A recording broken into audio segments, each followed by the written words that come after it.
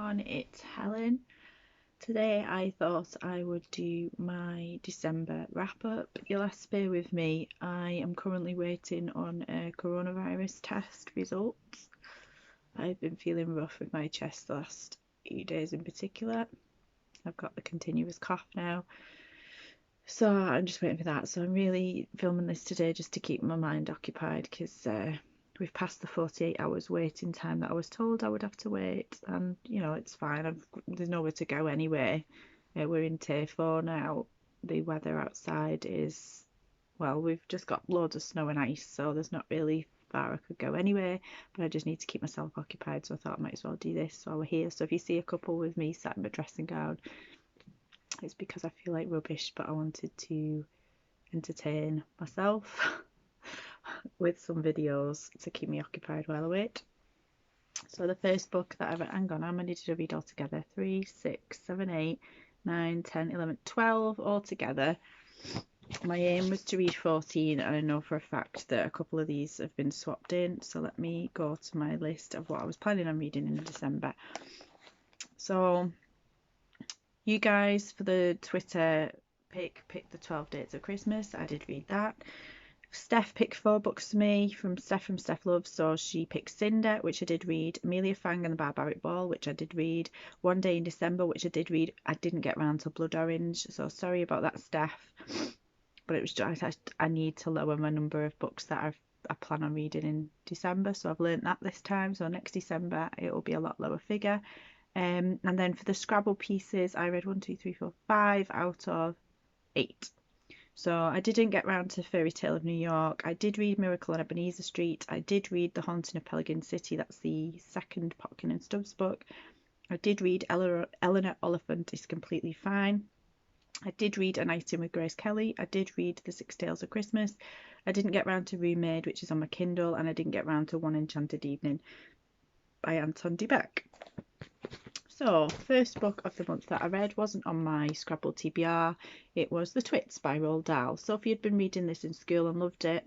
We've got the whole collection at home, so she asked if she could read it with me as well, which we've done. Yeah, I give this 3 stars. It's fine.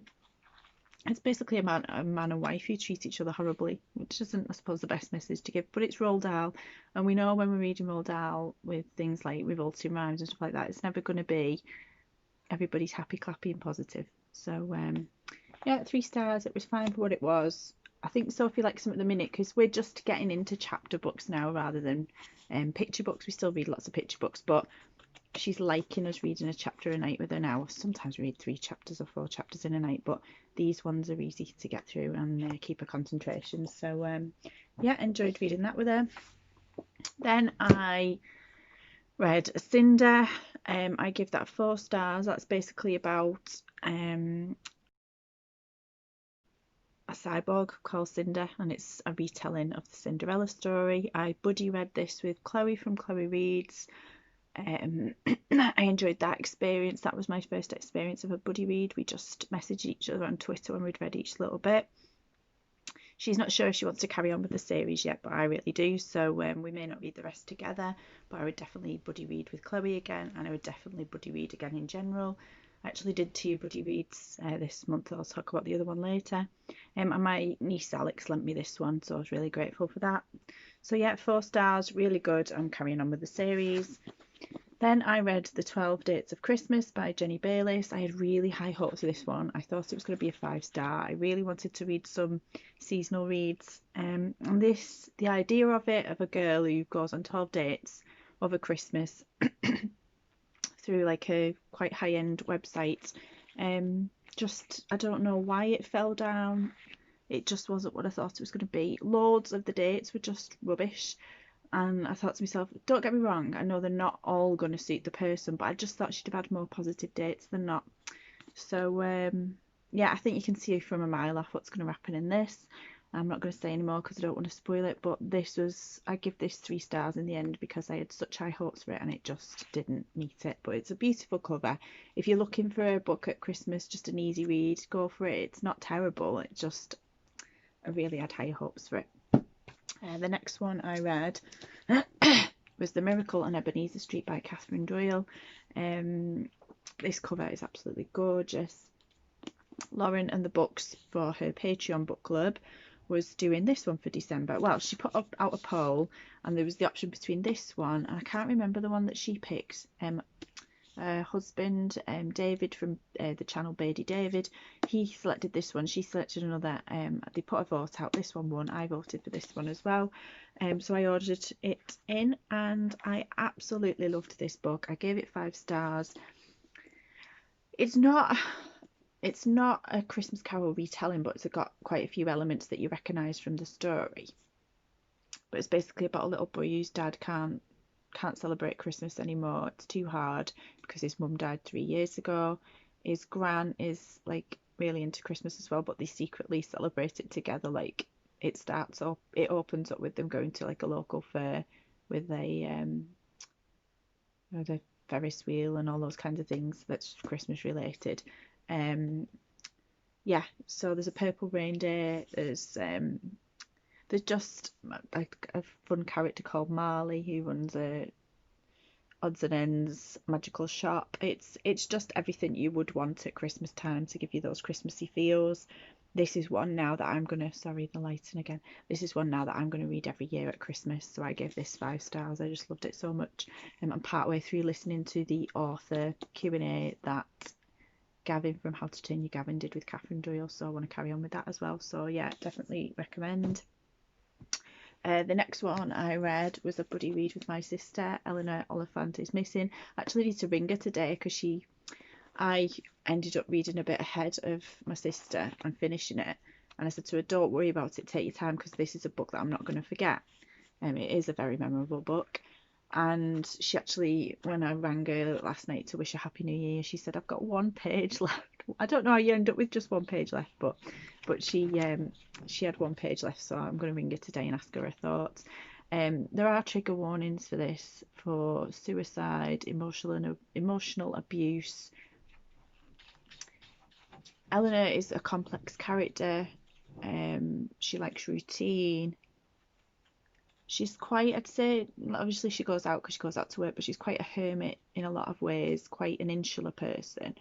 But she comes out of a shell throughout the book, and it is lovely to see. You know, you finish the book knowing she's still got issues to work through. And I should say that this book, it starts off with, there's a whole section on good days, the whole section on bad days, and then there's a bit at the end that says like the future or something. Let me work it out now. Good days, bad days, I can't remember what the last, better days. So because I'd heard a lot of people say, you know, there's parts of this book that are a little bit depressing, and I'd got quite a way through the book and thought, I don't know where they are because I've not got to them yet, and then it did come. But I suffer a lot with anxiety, and things can trigger me quite easily, and although it made me feel uncomfortable in parts, I managed this book. All I would say, it's so slow until you get like 3/4 of the way through. I felt like nothing was happening for ages.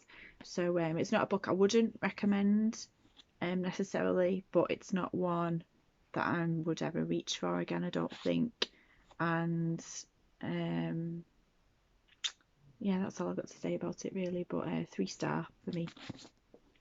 Next is the 6 Tales of Christmas. I got this in the Book Taster book box for December with lots of goodies, and I went on the Q&A with the author, which was brilliant.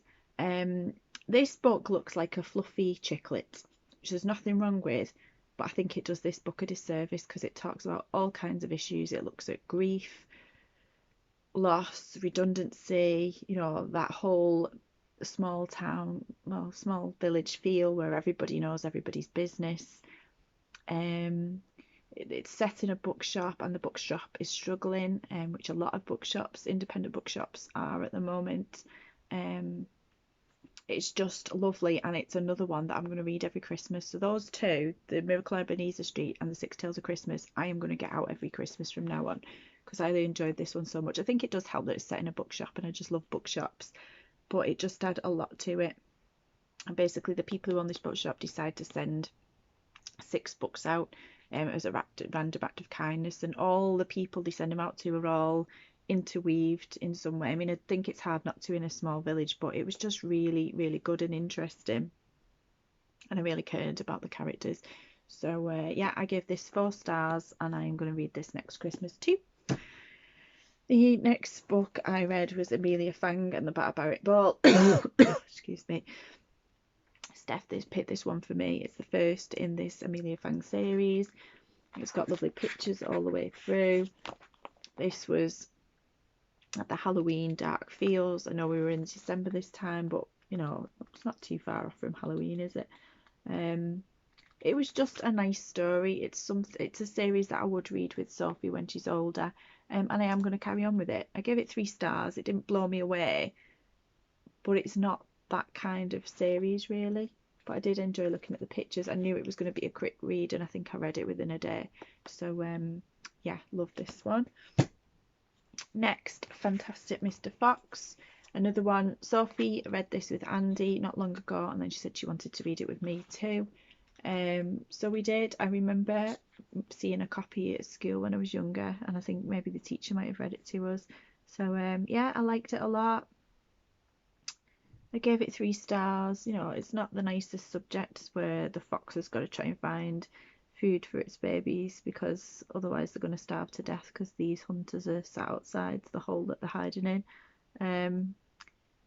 But again, it's Roald Dahl. He didn't shy away from talking about, well, so difficult issues, but, you know, but talking from a fox's point of view, that's a difficult issue, isn't it? So yeah, enjoying working my way through with Sophie. We're thinking we're probably going to start next on the Magic Finger or the Giraffe, the Pelly and Me, because they're the shortest ones in the book series that she's got. The one that's missing from that series is the Enormous Crocodile, and I don't know why, because most of them are there.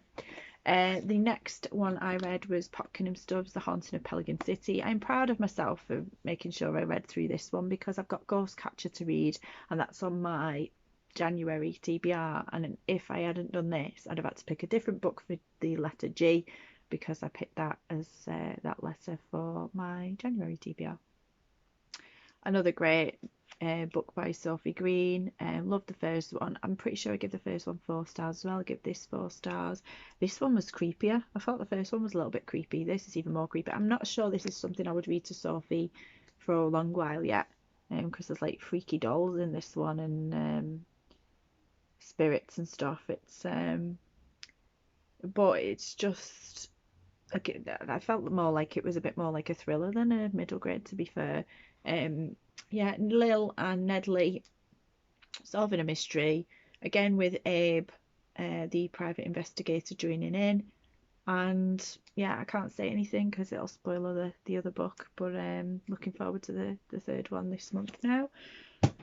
The next one I read was a book by Sophie Dahl called Madame Badoupida. Me and Sophie think that name is hilarious. One night she was really upset at bedtime. She just couldn't settle. I think she was overtired because we'd stayed up a bit later the night before.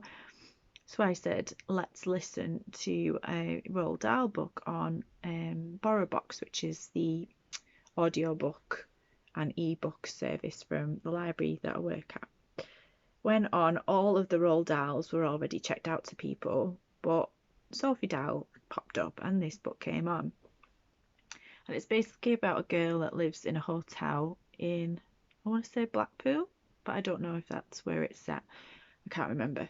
And this old woman comes to stay, and she basically goes on adventures with this woman who turns up at the hotel. She's a bit moody to begin with, this Madame Badoupida, but they become really good friends. And yeah, it was only on for like 40 minutes, the audiobook, and part of that was a Q&A with Sophie Dahl. So yeah, it calmed Sophie down. She didn't go asleep because she was that into the story, but it calmed her down enough for her to not long after fall asleep. So I was grateful for this book at the time. I thought I am going to include it in something that I've read for this month because me and Sophie did it together. I don't ever include picture books in this because otherwise I'd be reading, gosh, 20 plus books a month otherwise. But I think general fiction, children's books, yeah, I will be including those in my count. So I gave that 3 stars. The next book I read was another one that Steph picked for me, and which is part of her contemporary book club. which is One Day in December by Josie Silver. I actually don't know if I've put my opinion on this on the Contemporary Book Club Discord, so I might have to go on and say what my thoughts were. Really enjoyed this one. It's one that I took out from the library for a few years. I'm meant to read it. I never got round to it. It's basically about a girl called Laurie. It says Laurie is pretty sure love at first sight doesn't exist. After all, life isn't as seen from the movies, is it? But then through a misted up bus window one snowy December day, she sees a man who she knows instantly is the one. Their eyes meet, there's a moment of pure magic, and then the bus drives away. Laurie thinks she'll never see the boy from the bus again, but at a Christmas party a year later, her best friend Sarah introduces her to the new love of her life, who is of course the boy from the bus. Determined to let him go, Laurie gets on with her life, but what if fate has other plans? So basically, she sees him on the bus. He doesn't get on the bus. She doesn't get off the bus. They just stare at each other. And then she looks for him for about a year, I think. And then her best friend introduces her to a new partner. And it's this man who she recognises straight away. A bit later on when she says to him, "Do you remember me?" He says he doesn't, but it's obvious that he does. And it's just that awkwardness of what that would be like, because obviously she's torn. Does she tell her friend? And then that be an awkward situation. Does she try and forget about him? But then she's obviously seeing him on a regular basis because this is her best friend in the world.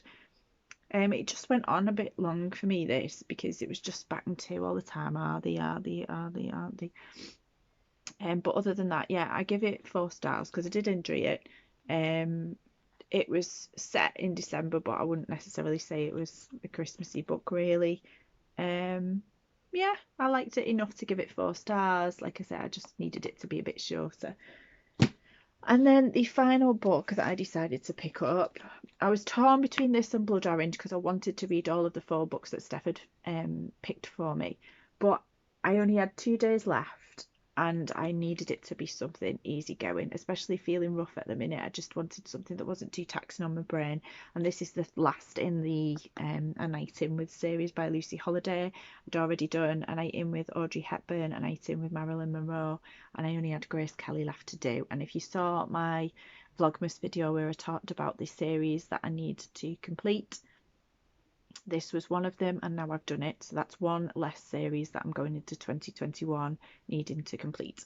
So it's basically the same kind of premise. She's got this couch in her apartment that Hollywood starlets have appeared out of in the past. So first she had Audrey Hepburn, then she had Marilyn Monroe, now Grace Kelly turned up. She's still in the friend category with her sister's brother Ollie. He's met somebody else. She's still pining after him but trying to move on, and then she meets somebody else in this one, and it looks like they're both just going to go their separate ways, and then you'll see how it goes. I can't tell you because it'll spoil, but it's another one where you're like, oh, because this has gone on for 3 books now with Ollie and Laurie. Not Laurie's from the other one, Libby, where you're like, oh, will they, won't they? So yeah, I give this 3 stars. It didn't blow me away. I think it's going to be one where I'm going to get confused about what happened in which book. Again, it's similar to this one. Because I'd read them one after the other, I started confusing storylines between the 2. So it's not something I'm going to remember in a long time, but it does make me want to read a book about Grace Kelly and her life, because Marilyn Monroe, I kind of wanted to read one about her once I'd read that as well. So yeah, enjoyed it. 3 stars. There you go. So I haven't got any other stats from yet other than the fact that I read 12 books this month. Am I going to punish myself for not reading? How many did I say? 3, 4 off my list that I was going to. No, I'm not going to, because it was December and I feel like rubbish. Going into the new year, I have said that I've already picked the 13 books for my Scrabble and Scrabble Twin TBR for January. So I'm going to stick with the 13 for that. But after that, I'm going to be doing 10 books a month, because I just need to slow it down a bit and feel like I'm enjoying the books rather than just pumping them out, I think. But yeah, so there you go, 12 books. Mixture of contemporary fiction. I think there was 1 YA, and then so mostly contemporary fiction and middle grade. Yeah, So and that's what I wanted around Christmas time, and quite one, two, three definite Christmassy books, and then one that was set in December. So I'm happy with that. So fingers crossed I'll feel better soon. But if you see more than one video of me sat like this, it's because I thought I might as well film them to keep myself occupied. And I will talk to you soon. Bye.